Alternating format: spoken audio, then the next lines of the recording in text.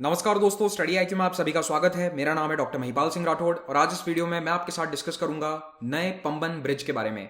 ये भारतीय रेलवे का पहला वर्टिकल लिफ्ट रेल सी ब्रिज बनने जा रहा है। इसकी लोकेशन क्या है, इंपॉर्टेंस क्या है और इस नए पंबन ब्रिज को बनाने की आवश्यकता क्यों पड़ी, इन सभी बातों को हम डिस्कस करेंगे इस वीडियो में।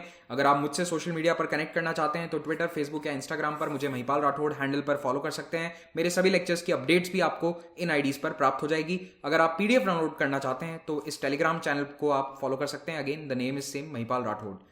अगर आप यूपीएससी आईएएस एग्जाम की तैयारी करना चाहते हैं तो स्टडी आईक्यू के स्मार्ट कोर्स की मदद से आप घर बैठे अपने सुरक्षित वातावरण में इस एग्जाम की तैयारी कर सकते हैं।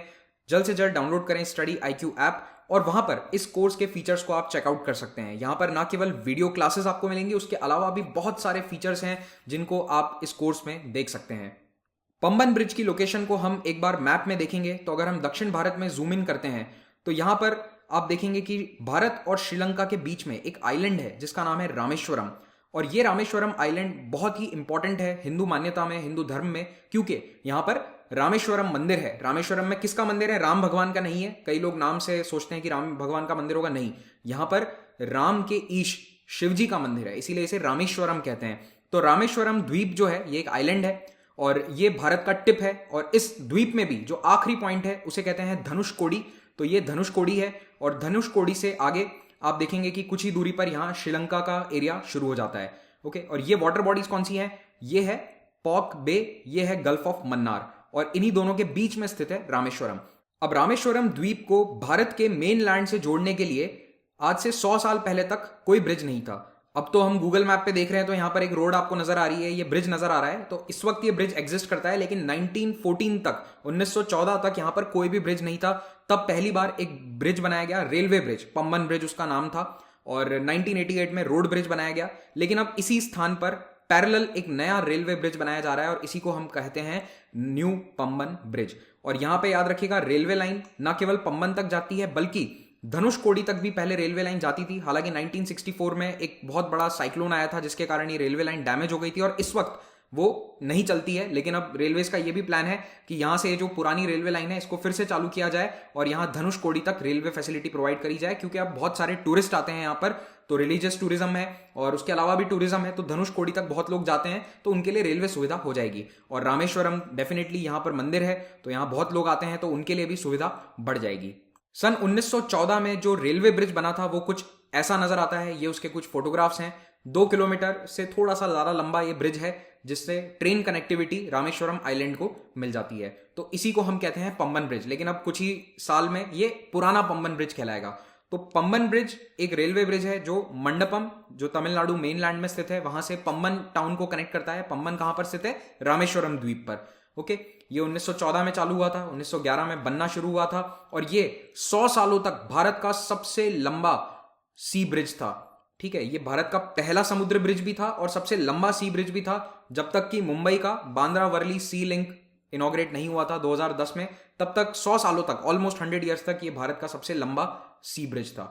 इसकी खास बात ये थी पंबन ब्रिज की कि इसमें एक स्पेशल मैकेनिज्म रखा गया था जिससे कि ब्रिज के नीचे से बोट्स आ और जा सकें। तो इसके नीचे से बोट्स आ सकती थी और इसमें इस तरह का ओपनिंग मैकेनिज्म था और इस मैकेनिज्म को कहते हैं डबल लीफ बैस्क्यूल सेक्शन मिडवे। तो यहां पर बीच में एक छोटा सा हिस्सा ब्रिज का इस तरह से ओपन हो जाता है और ये पूरा मैकेनिकल प्रोसेस है। जी हाँ, इसमें बिजली से नहीं चलता था, ये पूरा मैकेनिकल प्रोसेस था जिसमें ब्रिज के 2 सेक्शन ऊपर हो जाते थे और नीचे से आराम से बोट्स निकल सकती हैं, क्योंकि यहाँ पर बहुत सारे फिशिंग विलेजेस हैं आसपास और फिशिंग ट्रॉलर्स प्लस नेवी के भी शिप्स यहाँ से क्रॉस करते हैं। तो उनके लिए ये सुविधा रखी गई थी आज से 100 साल पहले और ये कंटिन्यूसली 100 ईयर्स से ऑपरेशन में है। तो आज भी जब कोई बड़ा शिप पास होता है तो ये ब्रिज ऊपर कर दिया जाता है और इस तरह से आप देख सकते हैं यहाँ पर बड़े वेसल्स भी क्रॉस कर सकते हैं। अब बड़े का मतलब ये नहीं है कि कंटेनर वाले जहाज निकल जाएंगे, लेकिन मिड साइज जो ट्रॉलर्स हैं या फिर नेवी के जो छोटी बोट्स हैं वो यहाँ से क्रॉस आराम से कर जाती हैं। और ब्रिज जो है अभी कुछ ऐसा नजर आता है। इसके बहुत सारे फोटोग्राफ्स आपको इंटरनेट पर देखने को मिलेंगे, ट्रैवल ब्लॉग्स, ट्रैवल वेबसाइट पर आपको देखने को मिलेगा, क्योंकि ये बहुत ही फोटोग्राफ्ड है। और इसकी खास बात यह है कि रेलवे ब्रिज के बिल्कुल बगल में नया रोड ब्रिज बना है, तो उससे फोटो खींचना काफी आसान हो जाता है इस ब्रिज का, रेलवे ब्रिज का। तो 1911 में जब इसका कंस्ट्रक्शन शुरू हुआ था, उसके बाद 3 साल में ये पूरा हो गया था और ये उस समय का एक फोटोग्राफ है, ब्लैक एंड व्हाइट, बहुत पुराना। और जैसा कि मैंने आपको बताया कि एक नया रोड ब्रिज इसके पैरेलल ओपन किया गया 1988 में, और इसी कारण से इस ब्रिज से आसानी से फोटो खींची जा सकती है इस पुराने रेलवे ब्रिज की। तो यहाँ पर बहुत सारे फोटोग्राफ्स आपको इसीलिए इंटरनेट पर देखने को मिल जाएंगे। अब आप में से कई लोग ये सोच रहे होंगे कि एक रेलवे ब्रिज है और 1988 में नया रोड ब्रिज भी बन गया, तो अब एक और नया रेलवे ब्रिज बनाने की क्या आवश्यकता है? तो देखो, आवश्यकता इसलिए है क्योंकि जो पुराना रेलवे ब्रिज है, पहली बात तो वो बहुत पुराना हो चुका है। It has cross more than 100 years, 106 years पुराना ये ब्रिज हो चुका है, और अब इसकी मेंटेनेंस बहुत कॉस्टली आती है। जब भी इसमें मेंटेनेंस होती है, आई थिंक 2018 में लास्ट इसकी मेंटेनेंस हुई थी, क्योंकि तब एक छोटा सा जो जहाज है वो इस ब्रिज से टकरा गया था। तो उस समय 3 महीने के लिए ब्रिज, रेलवे ब्रिज बंद भी रहा था। वो जो ओपनिंग वाला मैकेनिज्म है वो बंद रखना पड़ा था 3 महीने तक। तो ये इस तरह के मेंटेनेंस कॉस्ट काफी बढ़ चुके हैं इस ब्रिज के, और इसको काफी डैमेज भी हुआ था। 1964 में एक साइक्लोन आया था, हालांकि उसके बाद तो इसके रिपेयर वगैरह हो गए, लेकिन अब एज भी हो जाती है स्ट्रक्चर की।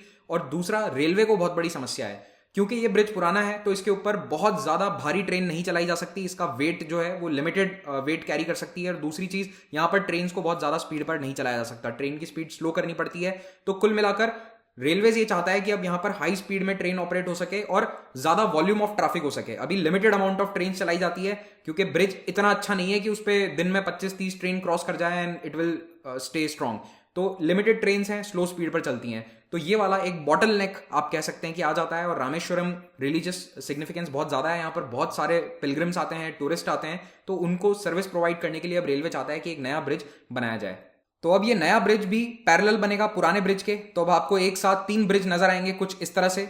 और इस नए ब्रिज की खासियत रहेगी कि यहां पर एक वर्टिकल लिफ्ट सिस्टम आएगा। तो यहां पर आप जो देख रहे हैं कि वर्टिकल लिफ्ट कैसे बीच का सेक्शन ऊपर हो जाता है एक लिफ्ट की तरह, और नीचे से बोट्स आसानी से क्रॉस कर सकती हैं। इस टेक्नोलॉजी को कहते हैं शर्जर्स रोलिंग लिफ्ट टेक्नोलॉजी, और या फिर इसे वर्टिकल लिफ्ट ब्रिज भी कहा जा सकता है।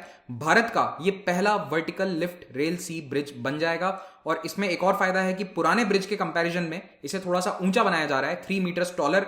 तो नीचे से और बड़े बोट्स को या मिड साइज ट्रॉलर्स को क्रॉस करवाया जा सकता है। इसकी हाइट जो है वो 22 मीटर्स तक रहेगी, 22 मीटर्स अबाव सी लेवल तक वो रेज किया जा सकता है।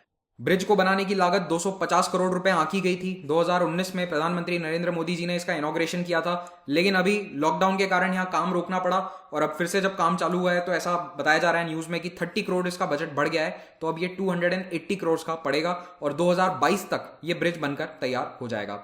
तो जब नॉर्मली ट्रेन क्रॉस करेगी तब ये ब्रिज इस तरह से लेवल पर रहेगा, और जब ट्रेन निकल जाएगी और यहां से बोट्स को नीचे से निकलना है तो कुछ इस तरह से ये ब्रिज ऊपर आ जाएगा। It will be lifted about the normal level, और नीचे से बोट्स आसानी से क्रॉस कर सकती हैं। तो इसी के साथ ये लेक्चर आज का समाप्त होता है। Thank you very much for watching this. Have a great day.